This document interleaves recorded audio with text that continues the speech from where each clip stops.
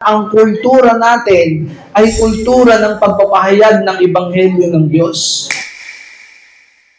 Luke chapter 19 verse 10, where the Son of Man came to seek and to save what was lost. Si Jesus Christ, yun na yung main purpose niya. He came to seek and to save what was lost. Kung gano'n ang ginagawa ni Jesus, dapat align tayo, tama? Dapat bilang tagasunod, kung yun yung ginagawa niya, yun din yung gagawin ko. Kaya ito, buhay na talaga ni Jesus.